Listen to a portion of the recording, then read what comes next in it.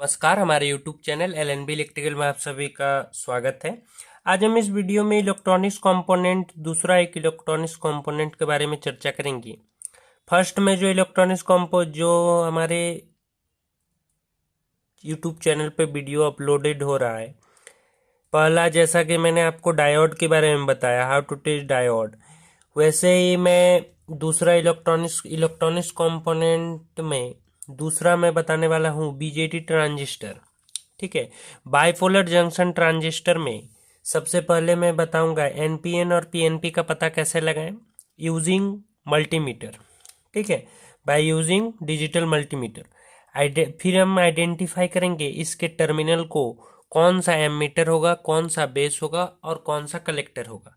Video को अंत तक देखते रहें, तभी आपको ये वीडियो पूरी अच्छी तरीके से समझ में आएगी। तो सबसे पहले हम देखते हैं बीजेटी ट्रांजिस्टर का कैसा चरित्र है। ठीक है, कैसे वो काम कर रहा है, जरा उस बात को हमें समझना होगा।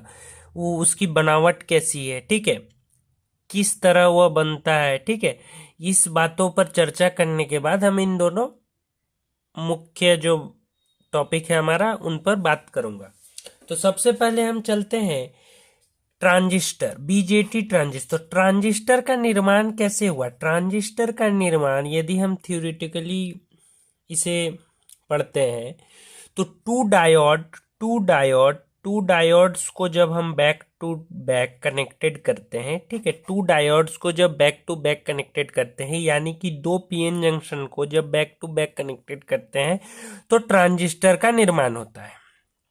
ठीक है, अब इसमें तीन टर्मिनल होते हैं। ठीक है, जैसा कि मैं आपको अभी दिखा रहा हूं। ठीक है, बीजेटी ट्रांजिस्टर का मेनली 3 पॉइंट होता है, 3 पॉइंट होता है। ठीक है, देखिए ये सब जो ट्रांजिस्टर है, ये सब सभी बीजेटी ट्रांजिस्टर है। ये भी जो है सब बीजेटी ट्रांजिस्टर है। तो इन बीजेटी ट्रांजिस्टरों में 3 टर्मिनल होते हैं, तो उसमें एमीटर, बेस और कलेक्टर का भी हमें पता लगाना बहुत ही जरूरी है, तभी हम इसे किसी भी सर्किट में इसका यूज कर सकते हैं। तो अब आपके मन में कुछ सवाल आ रहा होगा कि एनपीएन और पीएनपी का जो मैंने बात किया आपसे, तो एनपीएन और पीएनपी तो इसके डाटा शीट से भी हम नेट से भी निकाल लेंगे। ठीक है, जितने वैल्यू का होगा, लेकिन हमारे पास यदि मैं डाटा शीट उपलब्ध नहीं है और तुरंत मैं किसी सर्किट में पता लगाना चाहता हूं कि वो एनपीएन है या पीएनपी, तो हम तुरंत डिजिटल मल्टीमीटर की सहायता से पता लगा सकते हैं। इसीलिए मैंने मल्टीमीटर का यूज करते हुए एनपीएन और पीएनपी का पता लगाने के लिए आपको बताया। ठीक है, बताऊंगा। तो जैसा कि मैंने आपको बताया, टू डायोड को जब बैक टू बैक कनेक्टेड किया जाता है तो ट्रांजिस्टर का निर्माण होता है। ठीक है, इसमें 3 टर्मिनल होते हैं, एमीटर, बेस और कलेक्टर, वो भी मैं आगे आपको बता रहा हूँ। ठीक है, तो सबसे पहला जो हमारा क्वेश्चन है, एनपीएन और पीएनपी ट्रांजिस्टर कैसे आइडेंटिफाई करें। ठीक है, तो देखिए एनपीएन और पीएनपी ट्रांजिस्टर को आइडेंटिफाई करने का बहुत ही सिंपल मैं तरीका बता रहा हूँ डिजिटल मल्टीमीटर की सहायता से, कि वो एनपीएन है या पीएनपी। डायोड का ये मैंने 2 डायोड में यहाँ बना रहा हूँ, इसका स्ट्रक्चर जरा आप देख लें।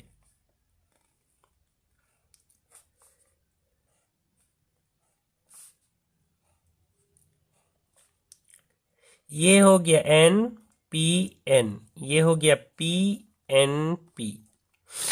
ठीक है, इसके 3 टर्मिनल, इसके भी 3 टर्मिनल आप यहाँ देख पा रहे होंगे। जब आप इसे देख रहे हैं, इसकी बनावट को, तो आप देख रहे होंगे 2 पीएन जंक्शन को कनेक्टेड किया गया है बैक टू बैक। ठीक है, तो अब क्या है कि इसे हम कैसे पता लगाएं कि कौन सा ट्रांजिस्टर एनपीएन है, कौन सा पीएनपी। मैं प्रैक्टिकली आपको बताऊंगा। ये मेरे पास एक ट्रांजिस्टर है, ये एक ट्रांजिस्टर है। अब हमारे पास इसका डाटा शीट भी मान लीजिए नहीं है, लेकिन हमको एनपीएन और पीएनपी का पता लगाना है, तो हम डिजिटल मल्टीमीटर की सहायता से कैसे लगाएं। डिजिटल मल्टीमीटर, तो आप देख पा रहे होंगे हमने डिजिटल मल्टीमीटर ले लिया है। अब हमने क्या बताया आपको कि एनपीएन ट्रांजिस्टर को कैसे पता लगाएं और पीएनपी ट्रांजिस्टर को। तो इसका बहुत ही एक सिंपल प्रोसेस मैं आपको डिजिटल मल्टीमीटर की सहायता से बताने वाला हूं। सबसे पहले आप डिजिटल मल्टीमीटर जो हमने लिया है, इस डिजिटल मल्टीमीटर को डायोड रेंज में सेट कर लें। जैसा कि मैंने आपको पहले भी बताया, 2 diode connected back to back होते हैं, इसीलिए इसे डायोड रेंज में सेट करें मल्टीमीटर को। सेट करने के बाद यदि मेरे बात को बड़ा ही ध्यान से सुने, ठीक है, यदि कोई ट्रांजिस्टर एनपीएन होगा तो बीच वाले टर्मिनल में यानी कि बेस टर्मिनल में जब हम पॉजिटिव लगाएंगे, पॉजिटिव सप्लाई देंगे मल्टीमीटर का, और इन दोनों में ये जो एन जंक्शन है इधर या इधर नेगेटिव देने से हमारा कुछ रीडिंग शो करेगा, ठीक है।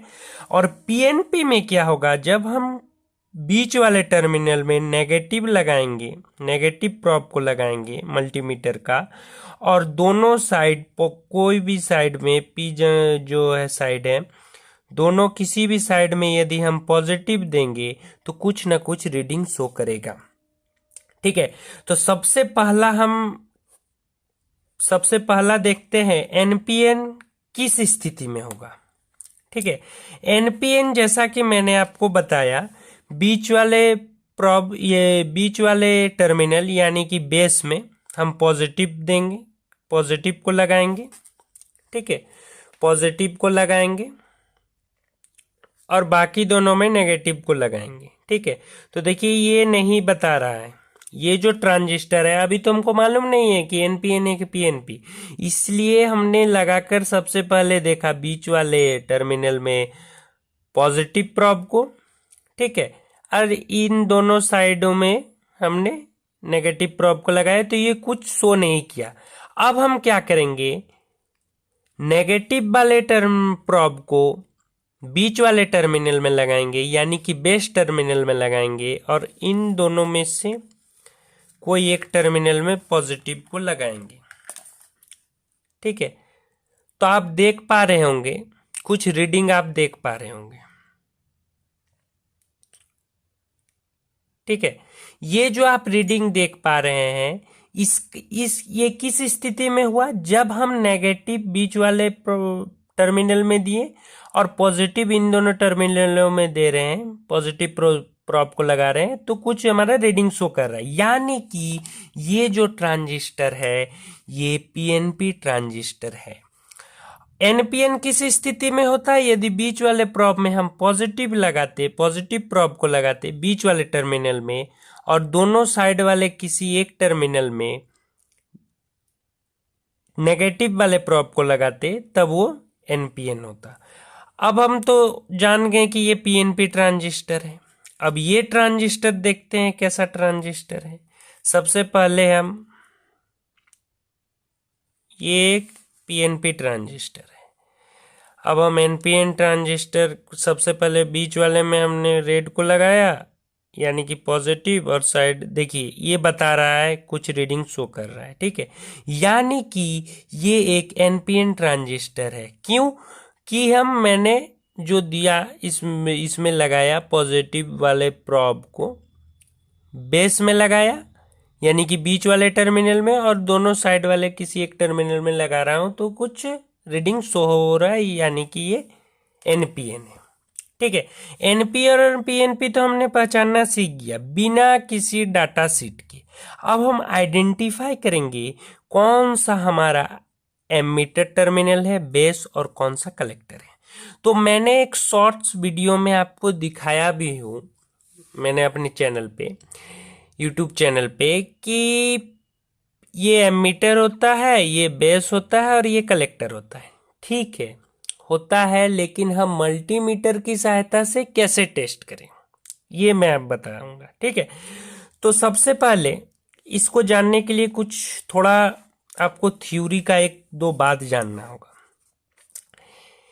ये जो दो पीएन जंक्शन डायोड है ना, ये पी और एन, ये पीएन जंक्शन जो है ये, यानी कि अब हम इसे, मैं बता रहा हूं आपको, इसे चेक करने के, एमीटर बेस और कलेक्टर का पता लगाने के लिए कुछ बातों को मैं बता रहा हूं। याद रखें, याद रखने योग्य बात है ये, ठीक है। सदैव आप याद रखिएगा, ट्रांजिस्टर का जो एमीटर और बेस जंक्शन होता है, एमीटर और बेस, एमीटर और बेस हेबियली डोप्ड होता है। एमीटर बेस जंक्शन जो होता है हेबियली डोप्ड होता है, जिसके कारण लार्जर फॉरवर्ड वोल्टेज इस पे पाया जाएगा एमीटर बेस जंक्शन में। किसके तुलना में? बेस और कलेक्टर जंक्शन की तुलना में, ठीक है। यदि किसी भी ट्रांजिस्टर का एमीटर बेस हेबियली डोप्ड होता है, किसके तुलना में? बेस और कलेक्टर, बेस और कलेक्टर की तुलना में, या कलेक्टर बेस जंक्शन की तुलना में। तो ये बेस और कलेक्टर जो जंक्शन है ये लाइटली डोप्ड होता है, लाइटली डोप्ड होता है, इसलिए इसमें जो वोल्टेज आपको मिलेगा इसके तुलना में कम मिलेगा। जैसा कि मैंने इसमें बताया, एमीटर बेस जंक्शन में लार्जर फॉरवर्ड वोल्टेज और इसमें इसके तुलना में कुछ कम मिलेगा। चलिए हम प्रैक्टिकली देखते हैं इस बात को अपनाकर, ठीक है। तो ये ट्रांजिस्टर क्या था, ये ट्रांजिस्टर को जरा देख ले रहे हैं, ठीक है। देखिए, ये एक एनपीएन ट्रांजिस्टर है, हमने बीच वाले में पॉजिटिव प्रोब को लगाया। अब इस साइड में जब मैं लगा रहा हूं तो कितना बता रहा है? 713, 712.9, ठीक है। हमने नोट कर कर रख लिया इन दोनों पॉइंट को। 712 कितना था, मैं भी भूल गया।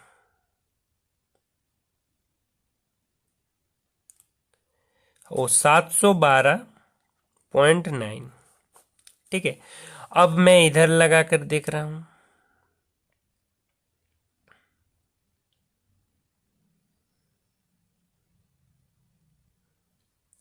देखिए 712.7, यानी कि ये जो 713 आ रहा था हमारा, ठीक है, 713 आ रहा था, 13 14, एक बार मैं देख ले रहा हूँ, फिर नोट करूंगा, ठीक है। देख ले रहा हूँ, इधर देखिए, ध्यान से देखिएगा, 714 आ रहा है, ठीक है, 714.4। तो इधर मैंने क्या लिख लिया? 714.4, यानी कि इस जंक्शन में। और इधर कितना आ रहा है? इधर आ रहा है 713, 713, यानी कि मैंने आपको बताया ना कि जो एमीटर बेस जंक्शन होगा वो हेवियली डोप्ड के कारण लार्जर फॉरवर्ड वोल्टेज, इसलिए ये 714, यानी कि ये हो जाएगा एमीटर, ये हो जाएगा बेस और ये हो जाएगा कलेक्टर, ठीक है। इधर कम वोल्टेज पाया गया, इधर ज्यादा वोल्टेज, इसीलिए ये एमीटर बेस जंक्शन हो जाएगा, ये कलेक्टर बेस जंक्शन। अब एक पीएनपी ट्रांजिस्टर है, पीएनपी ट्रांजिस्टर में क्या हम कैसे लगाएंगे? इसे हम नेगेटिव वाले को बीच पर लगाएंगे, यानी कि बेस, और इन दोनों किसी साइडों में लगाएंगे।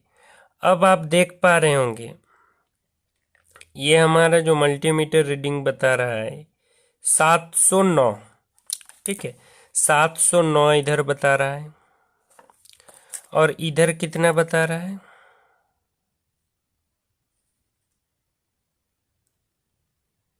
706, 706, यानी कि इधर कम है तो इधर कलेक्टर हो जाएगा, इधर ज्यादा है वोल्टेज, यानी कि ये हो जाएगा एमीटर और बीच वाला हो जाएगा बेस, ठीक है।